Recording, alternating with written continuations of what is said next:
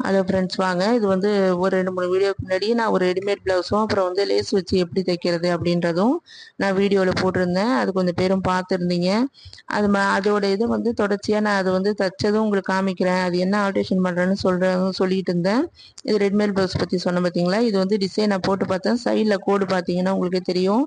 அது வந்து ஒரு கோடு இந்த டிசைனில் அந்த கோடு பார்த்தேன். எனக்கு ரெண்டுமே சரியாக வரல. சரி, கீழே இந்த மாதிரி முக்கோண டைப்பில் போடலான்னு பார்த்தேன்.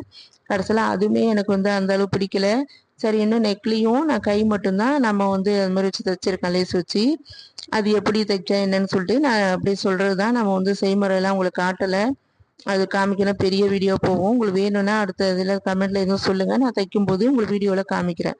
இப்போ ஃப்ரண்ட்டில் பார்த்தீங்கன்னா இந்த நெக்கு சொன்ன பார்த்தீங்களா, இந்த பக்கம் நம்ம பின் பண்ணுற இடத்துல, அதாவது இடது பக்கம் வந்து பின் பண்ணுற இடத்துல வந்து நம்ம அந்த பக்கம் விட்டுட்டு பின்னாடி பேக் நெக் இருக்குல்ல, அதுவும் முன் பக்கமும் வலது பக்கமும் தான் தைச்சிருக்கேன்.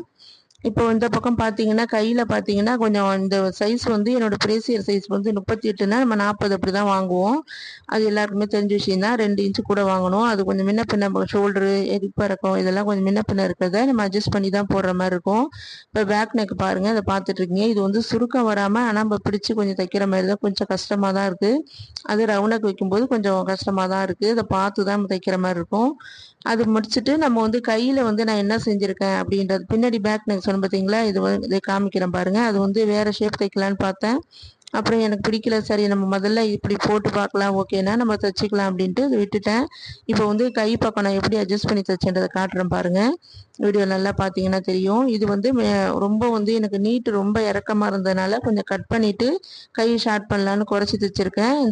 இதை பார்த்தீங்கன்னா உங்களுக்கு தெரியும். இப்போ அடுத்து வந்து ஷோல்டரும் வந்து எனக்கு ரொம்ப லூஸாக இருந்ததுனால பின்பக்க பேக் கழுத்தும் முன்பக்க கழுத்தும் பிடிக்கிற மாதிரி ஒரு 1/4 இன்ச்சுக்கும் கம்மியாகவே நான் குறைச்சிருக்கேன். அப்புறம் வந்து கை கிட்ட வந்து நம்ம அதை தையல் முடிக்கும் போது அதில் ரொம்ப ஏற்றாமல் முடிச்சிட்டோம்னா வெளிப்பக்கம் நான் காட்டும்போது உங்களுக்கு தெரியும், கடைசியில் காட்டியிருப்பேன். அது சரியாக முடிக்கணும். இப்போ நான் காமிச்சிட்டு இப்போ காமிக்கிறேன் பாருங்கள். இந்த மாதிரி தைச்சோம்னா நமக்கு பார்க்கறதுக்கு நல்லா இருக்கும். இல்லைன்னா அந்த இடம் பிடிச்சது சில பேர் பிடிக்கும் போது அந்த இதை கொஞ்சம் எக்ஸ்ட்ரா பிடிச்சிட்டோம்னா பார்க்கவே அசிங்கமாக இருக்கும். அதனால தான் திரும்ப சொல்கிறேன்.